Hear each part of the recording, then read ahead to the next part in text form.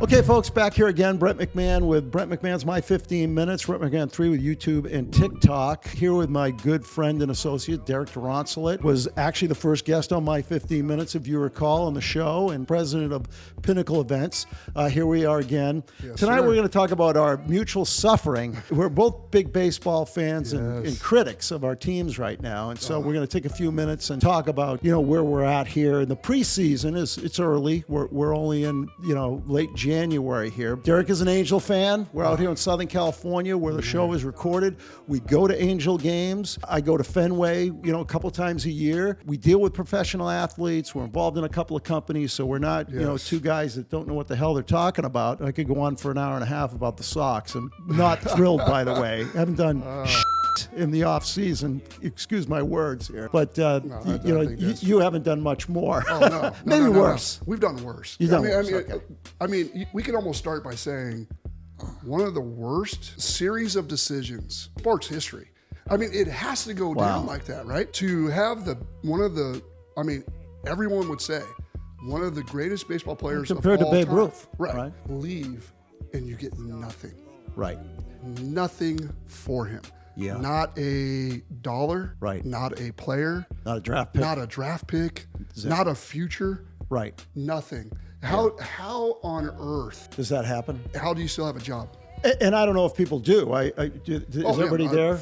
Artie's obviously there. Yeah. I mean, I cannot fathom. And you and I had this conversation early when the trade deadline was coming up. Right. And we were at an Angels game. Yeah. We're sitting there in the stands, and we were talking about this, and I said, listen, they have to make a move. It doesn't seem like they have a chance to make it even into the playoffs, let alone win a World Series. They were close there for a little while. There were a few weeks there. They were on the tail end of that. And if you've been an Angels fan as long as I have, you know what's coming. Right. Nothing. Yeah. Nothing is coming. Just looking at the history, and you're looking at this, okay, we can get a ton for Ohtani, even though I didn't want him to leave. Right. I enjoyed watching him play baseball. Yeah. I enjoyed watching him play with Mike Trout. Those two together was unbelievable. Dynamic. We've only seen Rendon for 200 games over 4 years. 4 years, 200 games. So let me jump in because I'm going to defend maybe where, and I've actually sat with Artie and up in his box and watched the game, and he's a very intelligent guy, a lot of passion for the game, and just seems like a really good person. But and I think that, and I can remember going back to Hamilton, and you mentioned Rendon and Pujols, and the guy spent the money. He came in there, he spent the money. He did win a World Series, and I think though maybe the difference in being a Sox fan, we spent money and we built our farm system and we won, I think, 3 or 4 World Series in the last, whatever it is, 20 years. The Angels haven't quite had those results, and I think Artie did get burned a little bit. So I wonder how much of that this is where I plays say, in. What do you think? Who's advising, right? Who's making the decisions, the GM baseball or decisions? the president, yeah. Exactly. Rendon, if you look at what he had done prior, Was unbelievable. well, he was unbelievable in the World Series. He was. I mean, if you really break it down. No, you're right. He was unbelievable in the World Series. And we signed him for an extraordinary amount of money based upon the last World Series. But I got to tell you, Derek, and did you watch that World Series? I did. And when they made the Rendon move, I personally thought, hey, this is a good move. You know why? Because Rendon looked like a baseball player. He looked like a guy who wasn't the opposite of what was going to happen, or what did happen, I should say. He looked like a guy who was durable, a baseball player who was going to just be there. And it turned out to sort of be the opposite. I was kind of surprised. No, he's literally what's played happened to in Rendon. 200 games over 4 years of this. I think it's a 7-year contract. Yeah, so really just over one season. Exactly. Wow. Yeah, and so when he is on the field, he is unbelievable at third base. I mean, his defensive skills are, obviously and honestly, the best I've ever seen in Angel Stadium at third base. Right. Great defensive player. Great defensive player. Yeah. Okay at the plate. When you're getting paid what you're getting paid, you need to be great at the plate as well. That's true. But you also need the consistency. We need you out there for a season. Right. Right? We haven't seen that yet. Right. So here we are. You know what's going on. Yep. Ohtani, we're coming up to the deadline. I don't want Ohtani to go, but I'm thinking to myself, we don't have a shot. Yeah, business. So now you're either going to do one of two things: get him re-signed, right, or get as much as you possibly can for him. Our farm system has not been great. We've had a couple kids come up who are solid and who are good, but it's not the best, right? We really haven't paid a lot of attention to the farm system, which you have to do. Boston does a great job at that. The cross rivals across town, the Dodgers farms team is unbelievable, right? That's a whole nother. Unbelievable. That team should be outlawed. That's just ridiculous what those guys are doing. My wife's a Dodger fan. It's just ridiculous over there. Yes, it is strange that they didn't make that trade. The farm system was depleted, and so do you think that maybe they got misled? Do you think that maybe Ohtani gave them a signal that he was going to stick around? Okay. Or they felt like they had communication that led that maybe he would. Unless you're the type of person who bets on preseason football, are you willing to take that gamble? Are you willing to take that gamble? Yeah. Right? You have the best player in the history of the game who's still young, currently on your team. Yep. You could get anything and everything you want. You can actually fix so many problems, right? So unless you have a guarantee, I don't want to nod in the right direction, a possibility. I want a guarantee. I want sign right now. Right. Let's just go ahead and sign you now. And they could have done that. They could have done that. Yeah.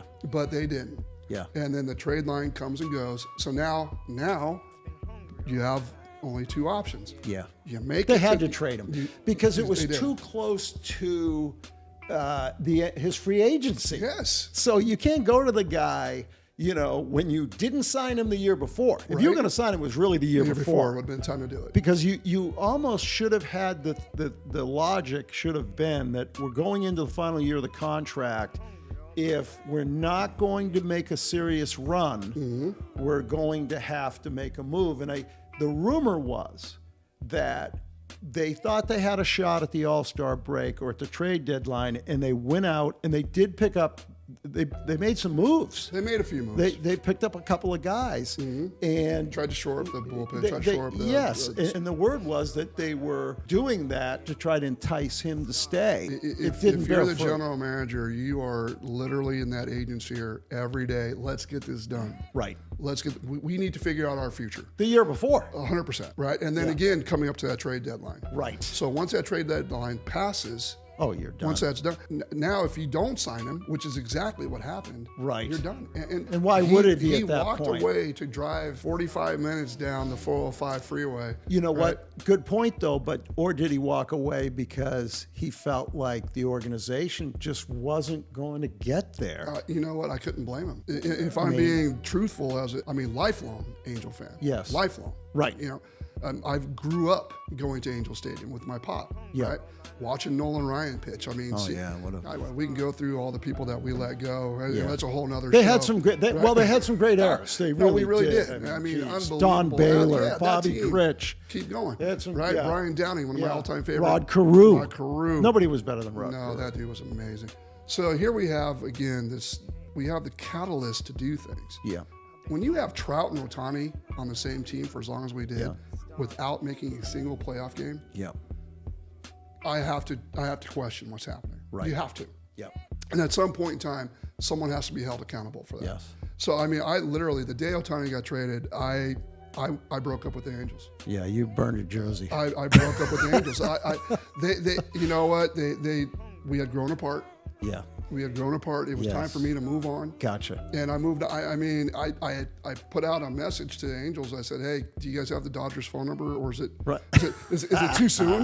Is it too soon?" That's brutal. Come on. Wow. Now I have to when Dodgers come to Angel Stadium, I have to watch Ohtani beat us. Yeah. That's too bad.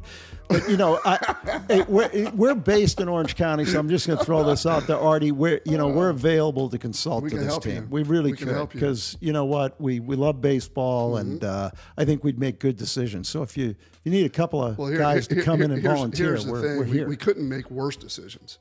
That's brutal. At the end of the day, it can't get worse. And I can almost assure you, we would probably do it for a lot less. Oh, for that's the love sure. of the game. Yeah, I'd right? volunteer. There so you I'll go. throw That's myself what I'm out there saying. as a volunteer. Artie, we're here for you.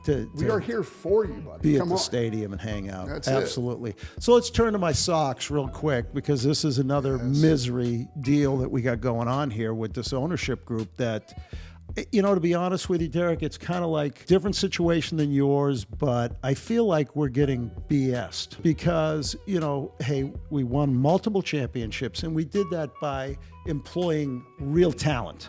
Not that we don't have that, right. but when you get into the free agent market and you know you don't have the pitching, you know, we've got other areas of concerns, DH, et cetera, and we've made zero moves.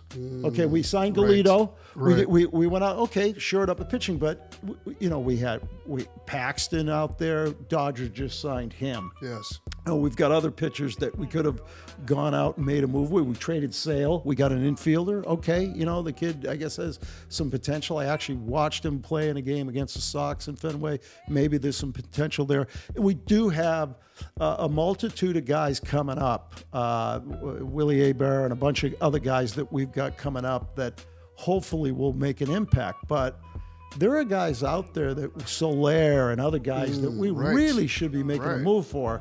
And, you know, not to mention pitching that's out there, Blake Snell and some of these other guys that we need. I mean, we don't have the depth in our farm system to be able to supply the talent. So there was a minute there where you thought Ohtani might be going your way. You thought you guys were making moves to open up some room, right?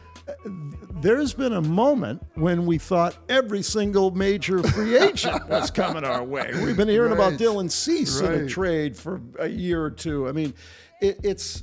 You know, but the other thing we're hearing, and if you follow the Boston newspapers and some of the reporters, is that these guys are looking to make a sale. I've heard that if you're going to sell the team, you got to eliminate long-term big contracts off the payroll. So maybe both our teams are, you know, in the process of trying to accomplish that. So you heard it here first. You heard it here on My 15 Minutes. Yeah, that's right. The Angels and the Boston Red Sox are getting ready to go for sale. Up for sale. You know, who knows? You could probably write that check. You got a couple of buddies here who might. I get an idea. Can I throw this out there? Okay, so we got Mark Wahlberg, who we were out at the Summit Club. You know, you've been out there. He lives over there in Vegas, and those homes are all worth, you know, at least $100,000, right? Yeah, a lot more. I'm kidding. Okay, so you got Wahlberg. You got Matt Damon, you got Ben Affleck, and then you got my buddy, who I love out there in Vegas, Dana White. Now, there are 4 big Boston celebrities. You guys hearing me? And I don't know about Dana. I know he's a big UFC guy, and I don't know what his allegiance are to the Sox, because I don't hear Dana talking a lot about the Sox. Whereas the other guys, I know they're avid Sox fans. They're big. I've seen them out there. And, you know, but if those 4 guys got together and formed a partnership, celebrity takeover, and bought the Sox. Here's the thing, you know, if you got to own a team, and I understand business is business, and obviously these franchises are worth billions of dollars now, right?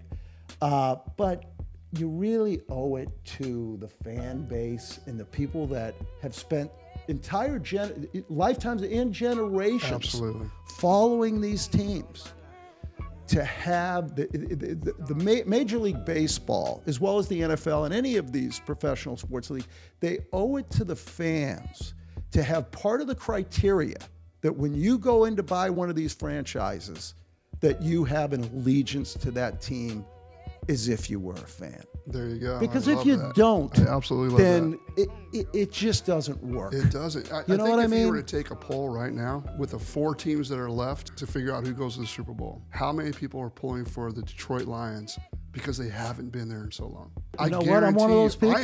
I am. Yeah. And I'm not even from Detroit. Either am I. My heart goes out to the fans who that are have suffered. Of our generation who haven't seen this. I agree. Right? So absolutely love what you just said. You need to have an allegiance to those people. You do. 100%. Yeah, I mean, I know people know it, but you don't hear it on sports talk. You don't hear about the passion that people have, regardless of, you know, how successful you've been. I've had success. Derek's had success. You know, when you're a little kid and you grow up idolizing a sports team, it never dies. It doesn't. You get up, and I don't care what you got going on in your professional life, you're sitting there going, how did the Sox do today? Exactly. Or how did the Angels do today? Exactly. You know, you got to understand that. And I broke up with the Angels, but we're already back together. See that? Right? There you go. That's what happens. That is how it happens. I mean, especially when the season starts, especially if they get a little momentum going. But, you know, anyhow, it's been a pleasure to sit here and talk to Derek about our mutual frustrations, both baseball fans. We'll do this again soon. Which team comes out with the better record? Well, based on what I see, I'm going to go Homerville and probably go with the Sox because I think they have a lot of young and upcoming talent, even though they're not supporting that talent with a cast that would really give them a chance at a run. Here's what's so sad. I would have to 100% agree with you. Yeah. I would have to 100% agree with you. I think if you're in Vegas right now, you're setting odds on the over/under and how many games Rodon's going to play. How many games Trout is going to play. And I love Mike Trout. He's great.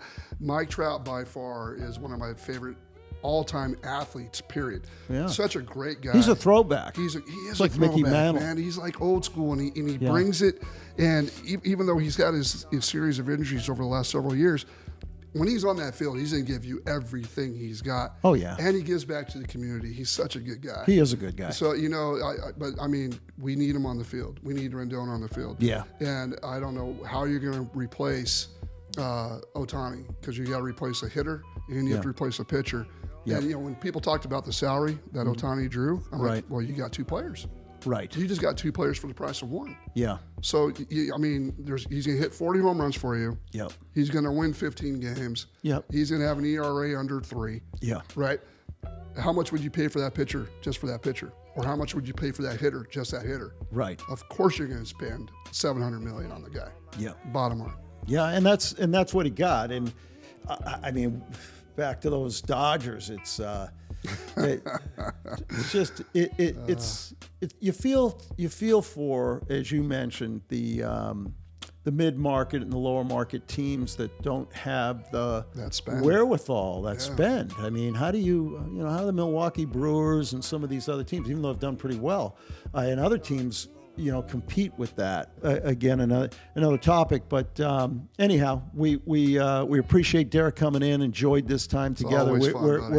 I'm sure we're destined to have a sports talk show here at any time if we don't help the Angels out. And again, hopefully those four guys will get together from Boston and do us all a favor, and bring us in as consultants, guys. If this does happen, we're here for you. I forwarded this. We're givers. We're here for you. Absolutely. There you go. Thank you for having me. Thank you, Derek. Again, signing off, Brent McMahon, My 15 Minutes, Brent McMahon 3. Appreciate you guys. Over and out.